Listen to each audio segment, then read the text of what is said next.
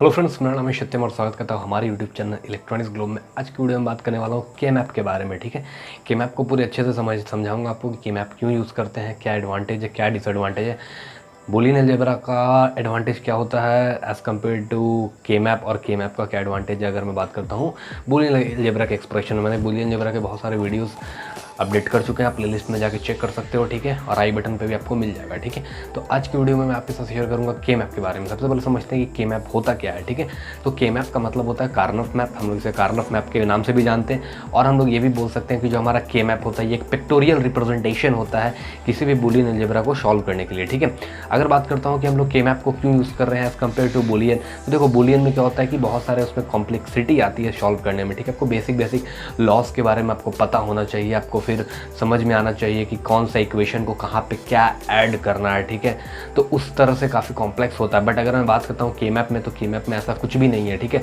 के मैप एक बहुत आसान है, बहुत सिंपल वे है।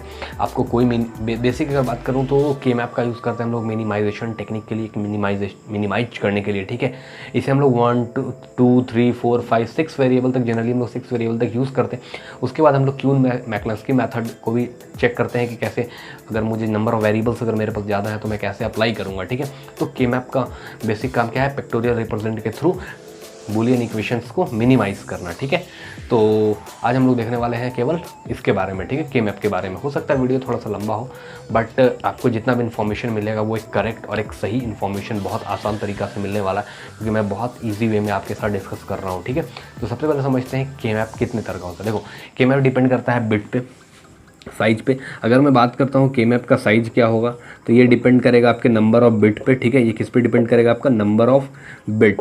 देखो, अगर नंबर ऑफ बिट मान लो 2 है, ठीक है, अगर मैं मानता हूँ कि नंबर ऑफ जो बिट है वो मेरे पास 2 है, तो जो आपका के मैप बनेगा वो कितने का बनेगा, 2 यानी टोटल 4 कॉम्बिनेशन। टोटल 4 कॉम्बिनेशन यानी जो आप ब्लॉक बनाओगे वो कितने का बनाओगे, 4 ब्लॉक बनाओगे। ठीक है, 4 ब्लॉक।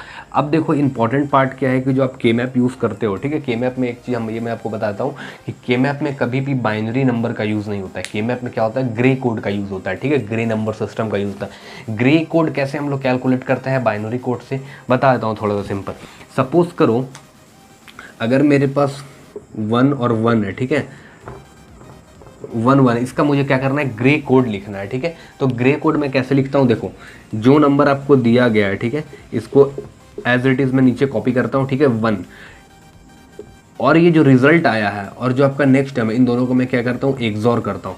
तो ये हमारा क्या आता है, ग्रे कोड। तो ग्रे कोड में क्या होने वाला, देखो ये 1 1 था, तो ये क्या आ जाएगा यहाँ पे, देखो 1 1 का एक्सॉर क्या होता है। मान लो अगर मेरे पास 1 है तो 1 का कॉम्प्लीमेंट डॉट 1 प्लस, है ना, 1 डॉट 1 का कॉम्प्लीमेंट, यानी 1 का कॉम्प्लीमेंट 0, यानी क्या आ गया, 0। तो ये 0 आ गया, यानी 1 1 जो बाइनरी था इसका अगर मैं ग्रे कोड में बात करता हूँ, ठीक है, ग्रे कोड में जो इसका रिजल्ट आता है वो क्या आता है, 1 और 0। ठीक है, तो इस तरह से हम लोग बेसिक ग्रे कोड को कैलकुलेट करते हैं। ठीक है, तो हमारा जो के मैप होता है वो किस पे काम करता है, ग्रे कोड पे काम करता है, बाइनरी पे काम नहीं करता है। ठीक है, अब बताता हूँ आपको एक एक करके कि 2 वेरिएबल, 3 वेरिएबल और 4 वेरिएबल। बेसिक मैं 4 वेरिएबल तक ही इस वीडियो में कवर करूँगा। उसका अगली वीडियो में मैं क्या करूँगा, क्वेश्चन आपके साथ शेयर करूँगा कि कैसे क्वेश्चन को सॉल्व करना है। ठीक है, तो सबसे पहले देखते हैं 2 वेरिएबल। फर्स्ट मैं लेता हूँ 2 वेरिएबल। 2 वेरिएबल, 2 वेरिएबल का मतलब क्या हुआ कि यहाँ पे जो नंबर ऑफ फंक्शन होंगे वो आपके कितने होने वाले हैं, 2 होने वाले हैं। यानी जो फंक्शन होंगे वो क्या होंगे, आपके 2 फंक्शन होंगे। मान लो मैं ए और बी 2 फंक्शन ले लेता हूँ। ठीक है, तो 2 फंक्शन होंगे तो मैं इस तरह से इसमें रिप्रेजेंट करता हूँ, देखो के मैप में। ठीक है, जब 2 फंक्शन है, 2 वेरिएबल है, तो नंबर ऑफ कॉम्बिनेशन कितने बनेंगे टोटल, इन 2 वेरिएबल मतलब क्या हुआ, 2 बिट, 2 बिट का मतलब 4 कॉम्बिनेशन। तो मान लो हम लोग इस तरह से लिखेंगे, टोटल 4 ब्लॉक बनेंगे। ठीक है, तो 4 ब्लॉक जब बन रहे हैं तो मैं कैसे लिखने वाला हूँ, मान लो मैं यहाँ पे ए फंक्शन लेता हूँ, यहाँ पे बी लेता हूँ। ठीक है, इस वाले रो में, ठीक है, या इस वाले कॉलम में मैं क्या करूँगा, ए का लूँगा फंक्शन, और इस वाले रो में मैं क्या करता हूँ, मैं बी का फंक्शन लिखूंगा। ठीक है, तो देखो ए है तो ए में या तो 0 हो सकता है या तो 1 हो सकता है, बी में भी एज इट इज़ या तो 0 हो सकता है या तो 1 हो सकता है। ठीक है, तो 0 का मतलब क्या हो रहा है, ए कॉम्प्लीमेंट, और 1 का मतलब क्या हो रहा है, ए। अगर मैं बात करता हूँ एसओपी के टर्म्स में, ठीक है, इन टर्म्स ऑफ एसओपी, ठीक है, एसओपी में। ठीक है, तो इसका क्या हुआ, 0 का जो हुआ मेरा वो बी कॉम्प्लीमेंट हुआ, और 1 का क्या हुआ मेरा, बी हुआ। समझ रहे हो, तो अब देखो अगर मैं इसमें फिल करता हूँ तो ये मेरा m0 होता है, ठीक है, M1 होता है, M2 होता है और M3 होता है। अब इस तरह से क्या कर सकते हैं, इसमें हम फिल करते हैं, ठीक है, वैल्यू को फिल करते हैं, वो भी आगे आपको मैं बताऊंगा, ठीक है। फिल करने के बाद मिनिमाइज कैसे करते हैं। अब देखो, अगर मैं सेकंड लेता हूँ 2 वेरिएबल, ठीक है, अगर मैं सेकंड लेता हूँ 2 वेरिएबल मैंने ले लिया, मैं अब लेता हूँ 3 वेरिएबल।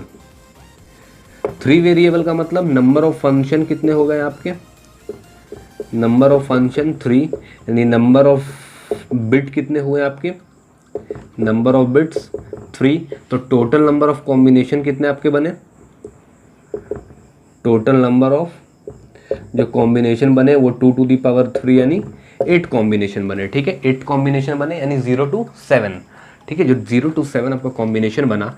अब देखो इसको मैं क्या करता हूँ, मैं इसको दो तरह से फिल कर सकता हूँ, ठीक है, एक तो हॉरिजॉन्टली भी मैं फिल कर सकता हूँ या तो वर्टिकल भी फिल कर सकता हूँ, 1 2 3 और 4, ठीक है। मान लो मैं इस वाले टर्म में ए ले लेता हूँ फंक्शन, ठीक है, इस वाले में मैं बी और सी ले लेता हूँ, ठीक है। तो देखो जब ए लेंगे तो ए का 2 कॉम्बिनेशन बनेगा, या तो 0 या तो 1, ठीक है, या तो 0 या तो 1, क्योंकि 2 कॉलम है हमारे पास, ठीक है, मतलब 2 रो है सिंपल। बी और सी लेता हूँ तो हमारे पास क्या 4 कॉम्बिनेशन बनेगा, 0 0 0 1 1 1 1 0, ठीक है। अब आप पूछोगे सर ये 0 0 0 1 1 1 1 1 1 क्यों आया है, यहाँ पे तो 1 0 आना चाहिए था। एक बात फिर बताता हूँ कि जो हमारा केमैप यूज़ हो रहा है वो ग्रे कोड में यूज़ हो रहा है। मैं यहाँ पे लिख सकता था 0, यहाँ पे मैं क्या 1 0 लिख सकता था, बट अभी मैंने आपको बताया कि जो हमारा केमैप होता है वो क्या किस पे काम करता है, ग्रे कोड पे काम करता है। तो देखो मैं 1 0 का अगर मैं केमैप में ग्रे कोड लिखता हूँ तो 1 तो हमारे पास क्या आया, 1 आया, और 1 और 0 का जब मैं एक्सॉर करूँगा तो हमारे पास जो वैल्यू आ रही है वो क्या आ रही है, 1, ठीक है। तो जो हमारा ग्रे कोड आया वो क्या आया, 1 1 आया, इसलिए हमने क्या किया 1 1 लिखा, ठीक है। तो हमने इस तरह से मैंने आपको बताया कि जो हमारा केमैप होता है वो क्या काम करता है, ग्रे कोड पे काम करता है। अब टाइम आता है इसको फिल करने का। देखो इसको मैं दो तरह से फिल कर सकता हूँ, या मैं मालूम है 0 1, यहाँ 2, यहाँ 3 4 5 6 और 7, ठीक है, इस तरह से मैं इसे लिख सकता हूँ 0 to 7। अगर मैं इसे वर्टिकली बनाता हूँ, ठीक है, इस तरह से, देखो मैं इस तरह से लेता हूँ, मान लो मैं यहाँ पे ले लेता हूँ BC और यहाँ पे मैं A ले लेता हूँ, ठीक है। तो फिर ये मेरा 4 तरह से फिल हो जाएगा, A कॉम्प्लीमेंट और A, फिर यहाँ पे B कॉम्प्लीमेंट C, ठीक है, BC कॉम्प्लीमेंट है ना, BC और BC कॉम्प्लीमेंट। तो इस तरह से फिर हमारा ये फिल होगा। तो ये 0 1 0 1, फिर यह 0 1 2 3 4 5 6 7, ठीक है। इस तरह से क्या कर सकते हैं हम लोग 3 वेरिएबल को भी फिल कर सकते हैं। अब डिपेंड करता है कि कौन सा बिट आपका MSB है और कौन सा बिट LSB है, ठीक है। अगर मान लो मैं एक फंक्शन यहाँ पे ले लेता हूँ एग्जांपल के तौर पे ABC, ठीक है, ये हमारे पास 3 वेरिएबल के फंक्शन है।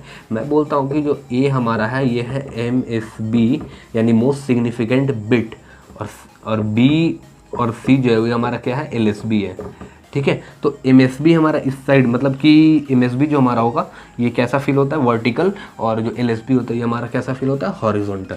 तो बेसिक ये हमारे क्या है 3 बिट के फंक्शन है। अब आपके साथ बात करता हूँ 4 बिट के, ठीक है। अब मैं क्या बात करता हूँ 4 बिट का कैसा हमारा केमैप बनता है, ठीक है। अब मैं क्या करता हूँ थर्ड आपसे बात करता हूँ 4 वेरिएबल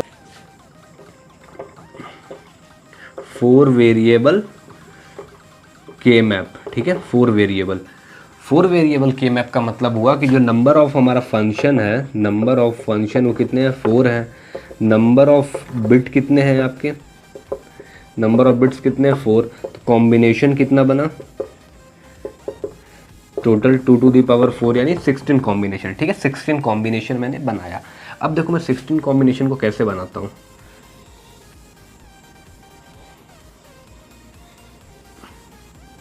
ठीक है। मान लो 1 सेकंड रो, ठीक है, 1 2 3 4 और 1 2 3 और 4, ठीक है। ये मैंने क्या किया, बॉक्स बनाया। अब अगर मान लो आपका जो 4 बिट का फंक्शन है तो फंक्शन क्या होने वाला, ABCD। अब मान लो मैं अगर A को अगर मैं MSB दे देता हूँ और ये जो मेरा बाकी के रिमेनिंग टर्म होंगे ये हमारे क्या होंगे, LSB होंगे, ठीक है। तो देखो, ठीक है, तो मान लो अगर मैं इसे A और B यहाँ देता हूँ और C और D देता हूँ, ठीक है। तो अब देखो हो क्या रहा है, ये हमारा 0 0 0 1 1 1 1 0, ठीक है, ये भी हमारा 0 0 0 1 1 1 और ये 1 0, ठीक है। मैं इसे हटाता हूँ, ठीक है। अब देखो 0 0 को मैं क्या लिख सकता हूँ, ए कॉम्प्लीमेंट बी कॉम्प्लीमेंट। अगर मैं एसओपी में बात कर रहा हूँ, ठीक है, बी कॉम्प्लीमेंट एक। अब मैं 0 1 को क्या लिख सकता हूँ, ए कॉम्प्लीमेंट बी। इसे क्या लिख सकता हूँ, ए बी। इसे मैं क्या लिख सकता हूँ, ए बी कॉम्प्लीमेंट, ठीक है। तो उसी तरह से मैं इसे क्या कर सकता हूँ, सी कॉम्प्लीमेंट डी कॉम्प्लीमेंट, ठीक है, C complement D complement, C complement D, C D और सी डी कॉम्प्लीमेंट, ठीक है। अब आती है अंदर में नंबरिंग की, तो देखो 0 1, ये 2, ये 3 4 5 6 7 8 9 10 11 12 13 14 और ये 15, ठीक है। इस तरह से क्या किए, मैंने नंबरिंग किया। अब होगा क्या, अब आपको अकॉर्डिंग टू क्वेश्चन आपको देखना है कि इसे हम कैसे फिल करेंगे। आपको जिस नंबर पे आपको देगा उसमें क्या करना है, इस ब्लॉक में आपको बेसिक फिल करना है, ठीक है। ये देखो मैंने बताया बेसिक एसओपी में। अब मैं आपको एक चीज़ समझा देता हूँ। वैसे पीओएस मैंने बात की नहीं है और मैं पीओएस की अलग से वीडियो भी नहीं बनाऊंगा। मैं क्या करूँगा, इसे ही मैं आपको पीओएस में बता देता हूँ कि 4 वेरिएबल, क्योंकि सबसे ज़्यादा जो यूज़ होता है वो 4 वेरिएबल ही होता है, ठीक है। अब देखो इसे मैं क्या करता हूँ, पीओएस में कन्वर्ट कर, मैं क्या करता हूँ, मैं इस वाले टर्म को पीओएस में लिखता हूँ। तो देखो पीओएस में जैसा कि मैंने आपको बताया कि पीओएस में जो हमारा 0 होता है इसका क्या मतलब होता है, नॉर्मल, और 1 का मतलब क्या होता है, कॉम्प्लीमेंट, ठीक है। 0 का मतलब नॉर्मल और 1 का मतलब कॉम्प्लीमेंट, ठीक है। तो देखो यहाँ पे 0 0 है, तो 0 0 को हम क्या लिख सकते हैं, देखो 0 का मतलब क्या हो रहा है, नॉर्मल, और 0 का मतलब नॉर्मल और 1 का मतलब कॉम्प्लीमेंट। तो मैं यहाँ पे a प्लस बी लिख सकता हूँ क्योंकि नॉर्मल है। उसी तरह से 0 और 1 है, तो मैं इसे क्या लिख सकता हूँ, a प्लस बी कॉम्प्लीमेंट। 1 1 है तो इसे मैं क्या लिख सकता हूँ, दोनों का दोनों, तो a प्लस बी दोनों का क्या हो गया, कॉम्प्लीमेंट हो गया, क्योंकि 1 का मतलब क्या हो रहा है, कॉम्प्लीमेंट हो रहा है। सेम एज अगर 1 0 है तो 1 0 को मैं क्या कर सकता हूँ, a प्लस बी का ए कॉम्प्लीमेंट बी कर सकता हूँ, ठीक है।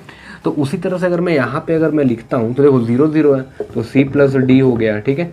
यहाँ पे अगर मैं देखता हूँ तो c प्लस डी कॉम्प्लीमेंट हो गया। उसी तरह से अगर मैं यहाँ देखता हूँ तो c प्लस डी दोनों का कॉम्प्लीमेंट हो गया।